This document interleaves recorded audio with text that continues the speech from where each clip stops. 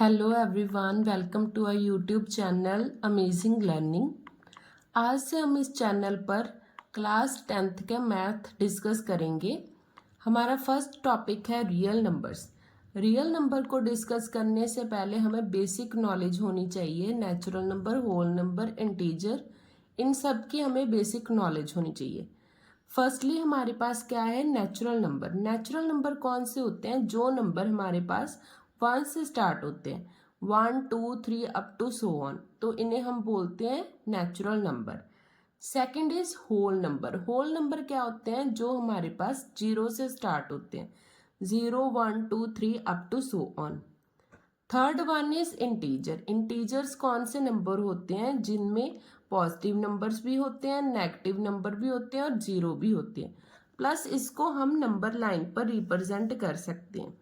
Number line पर जैसे ये जीरो होगी, जीरो की राइट हैंड साइड पे हमारे पास होते हैं पॉजिटिव नंबर, ये इन्फिनिटी तक जाते हैं। और जीरो की लेफ्ट हैंड साइड पर हमारे पास नेगेटिव नंबर होते हैं, जो हमारे पास अप टू नेगेटिव इन्फिनिटी तक जाते हैं। इनको हम नेगेटिव इंटीजर और पॉजिटिव इंटीजर्स भी बोल सकते हैं। Next one is rational number. Rational number कौन से होते हैं? जो हमारे पास पी ओवर क्यू फॉर्म के होते हैं, जिन्हें हम बोल सकते हैं कि हमारे पास ओवर वाली फॉर्म के नंबर्स को हम रैशनल नंबर बोल सकते हैं। रैशनल नंबर की डेफिनेशन क्या है? Rational numbers are the number that we can written in the form of P over Q. For example, 1/2, 2/4, -3/4 up to so on. तो इनको हम बोलते हैं rational number. Next is irrational number. Irrational numbers क्या होते हैं? जिनको हम P over Q वाली फॉर्म में रिप्रेजेंट नहीं कर सकते, जिनकी डेसिमल एक्सप्रेशन नॉन रिपीटिंग और नॉन टर्मिनेटिंग होती है।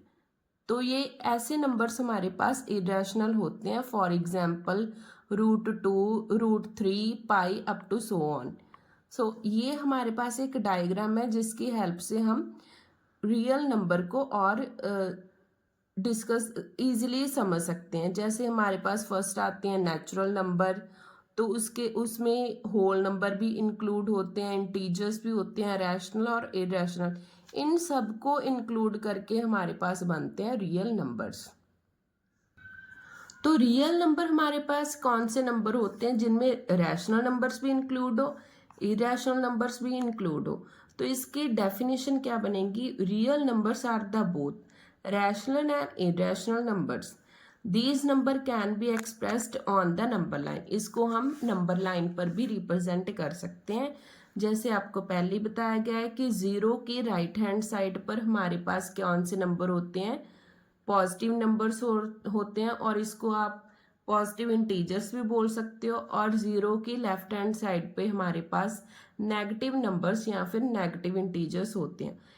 ये दो नंबर हैं, सपोज 1 और 2, इनके इन बिटवीन हमारे पास इनफाइनाइट रैशनल नंबर्स होते हैं पी ओवर क्यू वाली फॉर्म के। जैसे 1 और 2 के बीच में 3/2 एक क्या है? रैशनल नंबर है। तो ऐसे हमारे पास 2 और 3 के बीच में, 3 और 4 के बीच में हमारे पास इनफाइनाइट रैशनल नंबर होते हैं। ऐसे ही हमारे पास इरेशनल नंबर्स भी होते हैं। इन दो नंबर्स के बीच में बहुत सारे इनफाइनाइट इरेशनल भी होते हैं। √3, √5, पाई, ये सब हमारे पास इरेशनल नंबर्स भी होते हैं।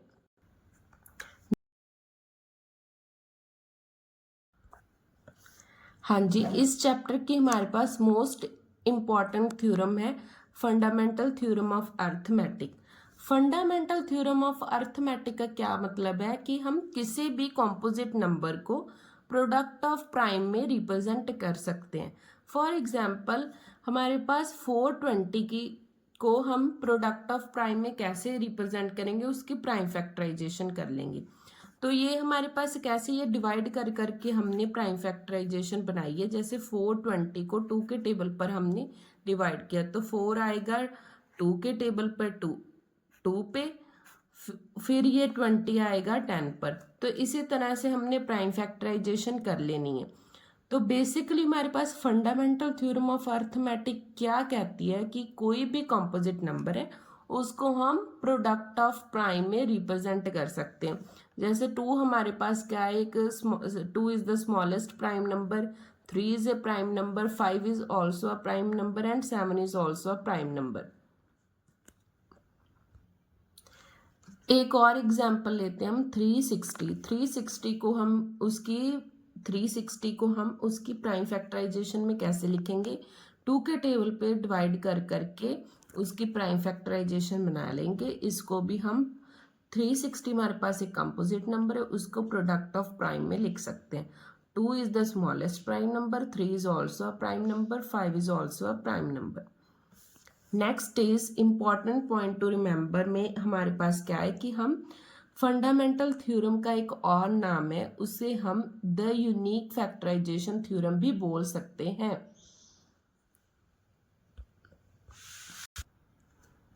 नेक्स्ट हमारे पास क्या आता है कि हम एलसीएम और एचसीएफ को प्राइम फैक्टराइजेशन की हेल्प से कैसे सॉल्व कर सकते हैं। तो एलसीएम का क्या मतलब है, least common multiple, and HCF का क्या मतलब है, highest common factor. Firstly we are taking a example 40 and 56। 40 की प्राइम फैक्टराइजेशन कर लेंगे। ये आपको पहले ही बता दिया गया है कि ये हमने 40 को 2 के टेबल पे डिवाइड कर करके उसकी प्राइम फैक्टराइजेशन बनाई है। अब 2 के टेबल पे 10 आता है, 10 के टेबल को डिवाइड करके 5 आता है, 5 फिर हमारे पास एक प्राइम नंबर है तो वो सिर्फ अपने टेबल पे ही जाएगा। ऐसे करके हमने इसकी प्राइम फैक्टराइजेशन बना ली। सिमिलरली 56 की प्राइम फैक्टराइजेशन बना लेंगे। उसके बाद इसकी प्राइम फैक्टराइजेशन को 40 इज अ कंपोजिट नंबर, उसकी प्रोडक्ट ऑफ प्राइम में रिप्रेजेंट करेंगे दोनों में। अब फिर क्या करेंगे, हाईएस्ट कॉमन फैक्टर का क्या मतलब है कि दोनों नंबर में से जो जो हमारे पास कॉमन है उसको हम लिख लेंगे, फिर उनको मल्टीप्लाई करके हमारे पास 8 आ गया। लीस्ट कॉमन मल्टीपल यानी कि एलसीएम हम कैसे सॉल्व करेंगे। एलसीएम में हमारे पास सभी जो एचसीएफ के फैक्टर्स आए हैं 2 इंटू 2 इंटू 2 वो तो आएंगे, साथ में 5 और 7 भी आएंगे, तो इन सभी को मल्टीप्लाई करके हमारे पास बन गया 280। Now we are taking another example of LCM and HCF. 30 और 27 है, इसकी हम प्राइम फैक्टराइजेशन को सॉल्व कर लेंगे। तो इसमें हमारे पास देखो हाईएस्ट कॉमन फैक्टर्स यानी कि एचसीएफ क्या आएगा 3 आएगा और एलसीएम क्या आएगा यहाँ पे 270 आएगा। अब हमारे पास रिलेशन क्या है एचसीएफ और एलसीएम में, तो हमारे पास रिलेशन बनता है, ये इम्पॉर्टेंट है, इससे रिलेटेड एग्जाम में क्वेश्चन पुट किए जा सकते हैं कि ये हमारे पास इम्पॉर्टेंट रिजल्ट है या फॉर्मूला बोल सकते हो, कुछ भी बोल सकते हो आप। LCM into HCF is equal to product of 2 numbers. तो हम सिमिलरली जो हमने ऊपर प्राइम फैक्टराइजेशन सॉल्व की उसकी एग्जाम्पल ले लेते हैं। जैसे यहाँ पर हमारे पास एलसीएम क्या आया था 270 एंड एचसीएफ क्या आया था 3, तो हमने क्या करना है वैल्यू सब्स्टिट्यूट कर देनी है इस फॉर्मूले में। एचसीएफ हमारे पास आया था 3, एलसीएम आया था 270। प्रोडक्ट ऑफ 2 नंबर्स का क्या मतलब है कि ये जो हमारे पास 2 नंबर थे ना 30 और 27, इनकी प्रोडक्ट सॉल्व कर लेंगे तो हम देखेंगे कि लेफ्ट हैंड साइड और राइट हैंड साइड एक दूसरे के इक्वली आएंगे।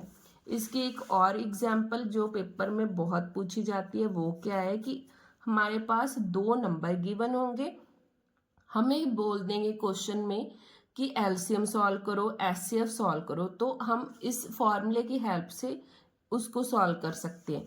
तो फॉर्मूला क्या है हमारे पास, LCM into HCF is equal to product of 2 numbers. तो हमारे पास गिवन एचसीएफ है, एचसीएफ की वैल्यू सब्स्टिट्यूट करेंगे, एलसीएम एज इट इज रहेगा। 2 नंबर कौन कौन से गिवन है, फर्स्ट नंबर है 66, सेकेंड वन इज 420, उनकी वैल्यूज भी पुट कर देंगे।